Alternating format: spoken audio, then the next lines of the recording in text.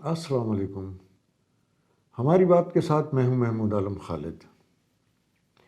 عالمی ماحولیاتی کانفرنس جسے ہم COP28 کا نام دیتے ہیں، دبئی میں 12 دسمبر تک جاری رہے گی۔ یہ کانفرنس ایک ایسے ماحول میں ہو رہی ہے جب دنیا بھر میں لوگ اسرائیلی جارحیت کے خلاف سڑکوں پر نکلے ہوئے ہیں۔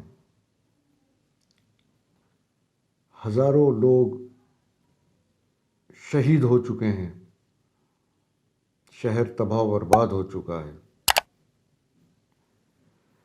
جتنی گولہ باری ہوئی ہے اس کے فضا پہ کیا اثرات مرتب ہوں گے اور وہ ماحول کو کتنا خراب کر چکا ہوگا، اس کے اندازے بھی بہت جلد ہم عوام کے سامنے آ جائیں گے۔ ماحولیات کے حوالے سے ہم کانفرنسوں کی بات کریں تو 1979 میں پہلی ماحولیاتی کانفرنس 12 سے 23 فروری تک جنیوا میں منعقد ہوئی تھی۔ اس کانفرنس کو WMO ورلڈ میٹرولوجیکل آرگنائزیشن نے اسپانسر کیا تھا، لیکن اس کانفرنس میں دنیا بھر کے چوٹی کے سائنسدان جو مختلف شعبوں سے تعلق رکھتے ہیں وہ شریک ہوئے تھے۔ 1992 میں اقوام متحدہ کی پہلی ارتھ سمٹ منعقد ہوئی، جسے ہم ماحولیاتی کانفرنس کا نام بھی دیتے ہیں۔ یہ 3 سے 14 جون تک برازیل کے شہر ریو ڈی جنیرو میں ہوئی۔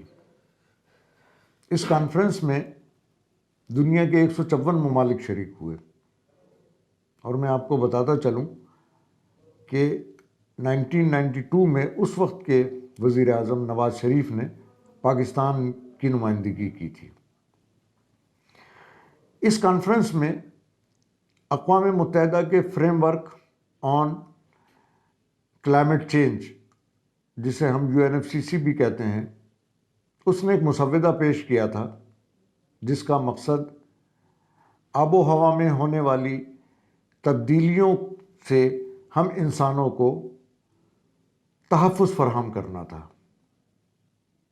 اس مسودے پہ دنیا کے 154 ممالک نے دستخط کیے تھے، جن کی تعداد اب 197 ہو چکی ہے۔ لیکن اس معاہدے میں یہ نہیں بتایا گیا تھا کہ یہ کام ہوگا کیسے، جو ماحولیاتی تحفظ ہے وہ کیسے کیا جائے گا۔ اسی مسودے کی روشنی میں 1995 سے COP کا آغاز ہوا، اور پہلی COP، جسے COP1 کہا جاتا ہے، وہ جرمنی کے شہر بون میں ہوئی۔ COP1 سے لے کر اور COP28 تک جو دبئی کے شہر میں منعقد ہو رہی ہے، سب سے بڑا معاہدہ جو ہوا ان 28 COP کے درمیان، وہ 2015 میں پیرس کے فرانس کے شہر پیرس میں ہونے والی موسمیاتی کانفرنس میں ہوا، جسے ہم سب پیرس کلائمیٹ ڈیل کے نام سے جانتے ہیں، جس کو 2016 میں نافذ العمل کیا گیا۔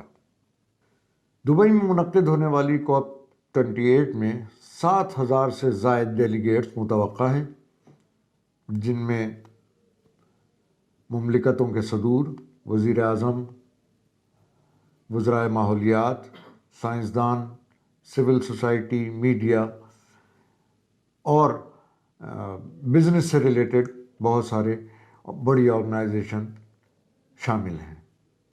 آپ کو یاد ہوگا گزشتہ برس ہونے والی COP27 جو مصر کے شہر شرم الشیخ میں ہوئی تھی، اس میں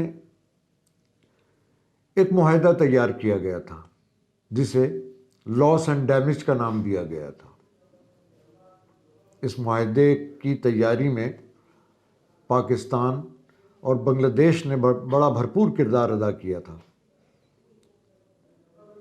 اس معاہدے کا بنیادی مقصد یہ تھا کہ وہ ممالک جو موسمیاتی تبدیلیوں کے نتیجے میں آنے والی آفات سے بچ نہیں سکتے یا ان سے مطابقت پیدا نہیں کر سکتے، ان کو اس کا معاوضہ ادا کیا جائے۔ مثال کے طور پر پاکستان میں 2022 میں آنے والے بدترین سیلاب کے نتیجے میں 2000 سے زائد افراد ہلاک ہوئے تھے۔ نقصانات کا تخمینہ 14.9 بلین ڈالر لگایا گیا تھا، جبکہ پاکستان کو پہنچنے والے معاشی نقصانات کا جو تخمینہ تھا وہ 15.2 بلین ڈالر لگایا گیا تھا، یعنی کل ملا کر پاکستان کو 30 بلین ڈالر کا نقصان ہوا تھا۔ اس حوالے سے اقوام متحدہ کی کمیٹی نے کئی اجلاس کیے، لیکن وہ کوئی بھی جامع منصوبہ نہیں بنا سکے، اور انہوں نے یہ طے کیا کچھ تجاویز اور کچھ سفارشات کے ساتھ اس کو COP28 کے مندوبین کے سامنے رکھا جائے گا۔ ان سفارشات میں ایک تجویز یہ بھی دی گئی ہے کہ اس فنڈ کو 4 سال کے لیے ورلڈ بینک کے حوالے کر دیا جائے۔ یہ فنڈ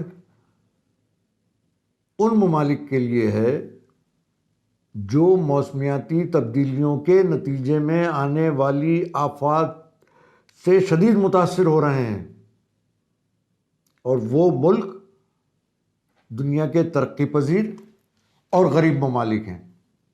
ان ترقی پذیر اور غریب ملکوں نے ورلڈ بینک کو فنڈ دیے جانے کے حوالے سے اپنے شدید تحفظات کا اظہار کیا ہے۔ اس کی کئی بنیادی وجوہات ہیں۔ مثلاً ورلڈ بینک پر جو غلبہ ہے وہ دنیا کے ترقی یافتہ ممالک کا ہے، یعنی امریکہ جو ہے وہ ورلڈ بینک کا سب سے بڑا اسٹیک ہولڈر ہے جو عطیہ دیتا ہے۔ دوسرا، ورلڈ بینک گرانٹ کے بجائے قرض دینے پر زور دیتا ہے۔ لاس اینڈ ڈیمیج فنڈ میں ان ملکوں کو قرض نہیں چاہیے، متاثرہ ملکوں کو گرانٹ چاہیے۔ تیسرا، ورلڈ بینک نے موسمیاتی تحفظ کے حوالے سے اس کا جو کردار ہے وہ انتہائی واجبی سا ہے۔ اس لیے دنیا کے ترقی پذیر ممالک نے اس تجویز پر انتہائی شدید تحفظات کا اظہار کیا ہے۔ 12 دن تک جاری رہنے والی اس عالمی کانفرنس میں دنیا کے ترقی پذیر اور پسماندہ ممالک کے لیے سب سے بڑا مدعا یہی ہے کہ کوئی ایسا منصوبہ تیار کیا جائے جس کے نتیجے میں ان ملکوں میں ہونے والے معاشی نقصانات کو کمپنسیٹ کیا جا سکے۔ یہی وہ اہم ترین چیز ہے جسے اس COP میں کسی نتیجے پر پہنچنا ہے، کیونکہ اصل مسئلہ رقوم کی فراہمی کا ہے۔ ماضی کی COP کا اگر ہم جائزہ لیں گے تو ترقی یافتہ ممالک کا جو رویہ ہے وہ ترقی یافتہ اقوام سے انتہائی بدترین رہا ہے۔ انہوں نے کسی بھی ایسے منصوبے کو جو ترقی پذیر ملکوں اور غریب ملکوں کے مفاد میں ہے اس کو منظور نہیں ہونے دیا ہے۔ ترقی پذیر ممالک اور غریب ممالک اس بات پر بالکل متفق ہیں کہ ترقی یافتہ ممالک اخراج میں، کاربن کے اخراج میں کمی نہیں کرتے اور موسمیاتی فنڈ میں اپنا حصہ نہیں ڈالتے، تو آنے والے وقتوں میں ان ملکوں کو ناقابل تلافی نقصان ہوگا۔ پاکستان کی مثال آپ کے سامنے ہے، 30 بلین ڈالر کا معاشی نقصان اس ملک کو ہوا ہے، جس کے اثرات آنے والے کئی سالوں تک ہمارے اوپر رہیں گے۔ اس کانفرنس میں ترقی پذیر ملکوں کے لیے لاس اینڈ ڈیمیج فنڈ ایک جنگ ہے، ان کی بقا کا مسئلہ ہے۔ اس کانفرنس میں ترقی یافتہ ممالک کی ایک مرتبہ پھر کوشش یہ ہوگی کہ اس مدعے کو آگے بڑھایا جائے یا اس کو پایہ تکمیل تک نہیں پہنچنے دیا جائے۔ لیکن یہ بات یاد رکھیے کہ یہ ہم جیسے ملکوں کے لیے آخری لائف لائن ہے، کیونکہ آنے والے وقتوں میں اس جیسی متعدد آفات جو موسمیاتی تبدیلی کے نتیجے میں رونما ہو رہی ہیں وہ ہوتی رہیں گی اور ان میں شدت آئے گی۔ اب دیکھنا یہ ہے کہ اس کانفرنس میں اس اہم ترین مدعے پر کیا فیصلہ کیا جاتا ہے۔ کیا ہم جیسے ملکوں کے عوام کی جانیں بچ پائیں گی یا نہیں؟ اس کا انحصار کوپ کے آخری دن جو فیصلے ہوں گے اس میں لاس اینڈ ڈیمیج کے حوالے سے کیا کیا جائے گا وہ دیکھنا ہوگا۔ کوپ 27 میں اس وقت کی ماحولیات کی وزیر شیری رحمان اور مریم اورنگزیب نے اس معاہدے کی تیاری میں بے پناہ اور بھرپور کردار ادا کیا تھا۔ ہوتا یہ ہے کہ پاکستان کا جو وزارت خارجہ کا آفس ہے وہ ان سارے معاملات کو دیکھتا ہے، لیکن ان دونوں خواتین کی موجودگی میں یہ کام جو ہے وہ وزارت خارجہ نے نہیں بلکہ وزارت ماحولیات نے کیا تھا۔ لیکن اس وقت تک جو صورتحال سامنے آئی ہے وہ صورتحال کچھ زیادہ اچھی نظر نہیں آتی۔ کچھ وقت پہلے وزیر اعظم سے میری ایک ملاقات میں نے ان سے سوال پوچھا تھا تو انہوں نے ایک بڑا اچھا جواب دیا تھا۔ انہوں نے کہا تھا کہ میں نے تجویز پیش کی ہے وزارت ماحولیات کو کہ وہ موسمیاتی تبدیلی کے جو ماہرین ہیں ان کو جو ہے وہ شامل کریں، اس لیے کہ وہاں جانے والے جو بیوروکریٹس ہیں وہ اس حوالے سے کچھ بھی نہیں جانتے ہیں۔ وہ 2 3 4 پیجز کی کچھ سفارشات لے کر جاتے ہیں۔ تو دیکھنا یہ ہے کہ اس کانفرنس میں حکومت کی جانب سے کتنے ماحولیاتی ماہرین گئے ہیں اور انہوں نے وہاں جا کے لاس اینڈ ڈیمیج فنڈ کے لیے کتنی آواز اٹھائی ہے۔